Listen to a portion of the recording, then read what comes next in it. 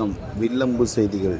திருவள்ளூர் மாவட்டம் கும்மிடிப்பூண்டி அடுத்த ஆரம்பாக்கம் சிறுமி பாலியல் வன்கொடுமை குற்றவாளி திருவள்ளூர் நீதிமன்றத்தில் ஆஜர்படுத்தப்பட்டார். திருவள்ளூர் போஸ்கோ சிறப்பு நீதிமன்ற நீதிபதி உமா மகேஸ்வரி முன்பு ஆஜர்படுத்தப்பட்டார். 4 நாட்கள் காவலில் எடுத்து விசாரிக்க உத்தரவிட்டார். இதனையடுத்து பலத்த போலீஸ் பாதுகாப்புடன் அழைத்து வேனில் ஏற்றுவதற்கு முன்பு 30க்கும் மேற்பட்ட வழக்கறிஞர்கள் இணைந்து கோஷங்கள் எழுப்பி குற்றவாளியை தாக்க முயன்றதால் பெரும் பரபரப்பு நிலவியது. அங்கு நின்று கொண்டிருந்த பொதுமக்களும் பெண்களும் குற்றவாளியை கூட்டிச் சென்ற காவல்துறை கடுமையாக திட்டினர். பின்பு குற்றவாளியை பொதுமக்களாகிய எங்களிடம் கொடுத்தால் நாங்களே அவரை கொன்று விடுவோம் என பெண்கள் கோஷம் எழுப்பினர்.